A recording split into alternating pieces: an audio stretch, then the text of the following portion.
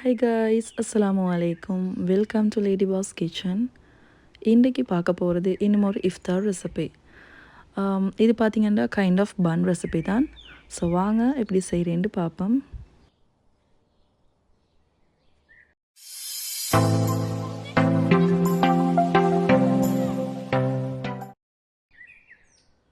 First ஒரு பவுலில் 2 cup கோதுமை எடுத்துக்கோங்க.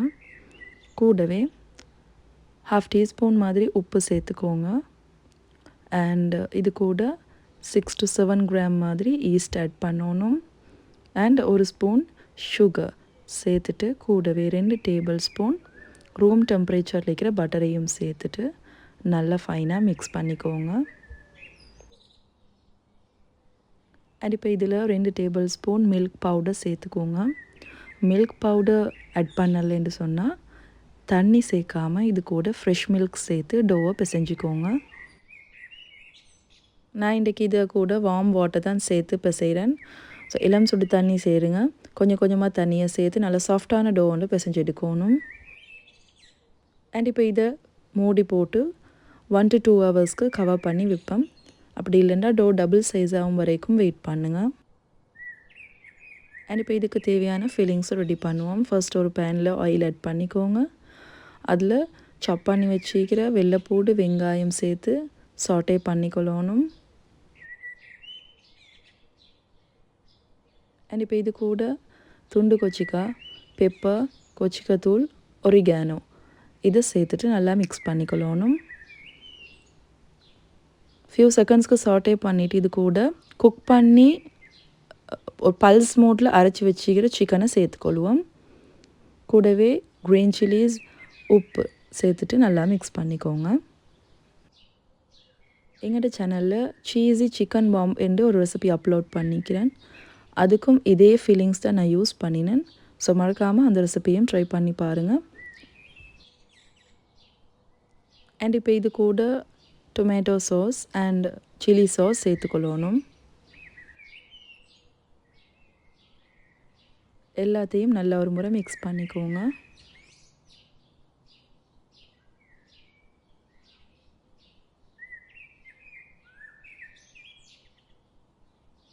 அண்ட் இப்போ இதில் கொஞ்சமாக கோதுமை சேர்த்துக்கொள்வோம். லம்ப்ஸ் எதுவும் இல்லாமல் நல்லா மிக்ஸ் பண்ணிக்கொள்ளணும்.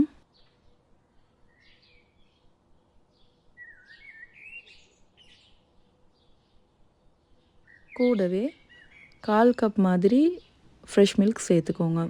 ஸோ நாங்கள் இப்படி செய்கிறதால நல்ல க்ரீமி டெக்ஸ்சர் ஒன்று கிடைக்கும். அதே மாதிரி ஃப்ளேவரும் நல்லாவே இருக்கும். ஃபைனலாக ஷ்ரெடட் சீஸ் சேர்த்துக்கொள்கிறேன். ஆப்ஷனல் தான், சீஸ் இல்லாமையும் செய்யலும். சீஸ் ஆட் பண்ணதுமே ஸ்டவ் ஆஃப் பண்ணிடுவோம். ஸோ தட் அந்த சூட்லேயே சீஸ் நல்லா மெல்ட் ஆகிடும். அவ்வளோதான், ஃபீலிங்ஸ் ரெடி.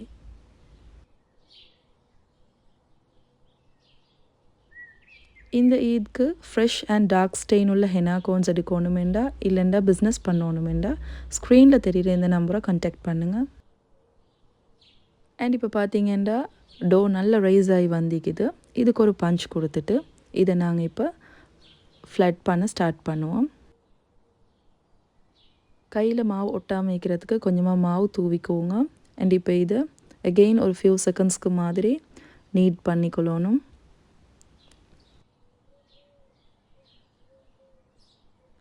அண்ட் இந்த மாதிரி உங்களுக்கு தேவையான அளவுக்கு ஈக்குவல் போர்ஷன்ஸாக கட் பண்ணி எடுத்துக்கோங்க.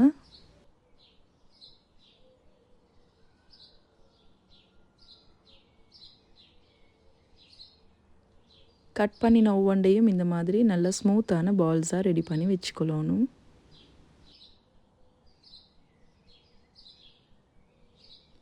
அண்ட் இப்போ செஞ்சு வச்சுக்கிறதுலேருந்து ஒரு பார்ட் எடுத்து இந்த மாதிரி வீடியோவில் காட்டுற மாதிரி ஃப்ளட் பண்ணிக்கோங்க. மிச்சம் தின்னாகவும் இல்லாமல் கூடுதலாக திக்காகவும் இல்லாமல் சப்பாத்தியோட சைஸ்க்கு மாதிரி ஃப்ளட் ஆக்கி எடுத்துக்கொள்ளணும். அண்ட் இப்போ இதை அப்படியே 2 ஃபோல்ட் பண்ணுங்கள். அண்ட் தட்டி வச்சுக்கிற எல்லாத்தையும் பேக்கிங் ட்ரேயில் ஒரு பார்ச்மெண்ட் பேப்பர் போட்டு அதுக்கு மேலே வைப்பேன். அண்ட் இப்போ இந்த பன்னுக்கு மேலே கொஞ்சமாக தண்ணி படுத்திக்கோங்க. அப்படி இல்லைண்டா எக் வாஷ் கொடுங்க. அண்ட் அதுக்கு மேலால் பிரெட் க்ரம்ஸ், பிஸ்கட் தூள் சேர்த்துக்கோங்க. அண்ட் அதே மாதிரி சின்ன கட்ஸ் போட்டுக்கோங்க. இப்போ இதை கவர் பண்ணி 20 மினிட்ஸ்க்கு மாதிரி ரெஸ்ட் பண்ண வைப்பேன். 20 மினிட்ஸில் பார்த்தீங்கன்னா பன் இன்னும் பொங்கி வந்திக்குது. இப்போ இதை 30 to 40 மினிட்ஸ்க்கு 200 டிகிரி செல்சியஸில் பேக் பண்ணி எடுக்கணும். ஸோ பார்த்தீங்கன்னா அவங்களுக்கு விளங்கும் மேலாலேயும் கீழே பக்கமும் லைட் ப்ரௌன் கலருக்கு நல்லா பேக் ஆகி வந்திக்குது.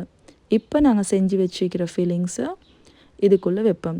ஸோ பன் ஹாட்டாகவே வைக்க போக்கில் நாங்கள் இந்த ஃபீலிங்ஸ் வச்சோம்னு சொன்னால் அந்த சீஸ் எல்லாம் நல்லா மெல்ட் ஆகி நல்லா வைக்கும்.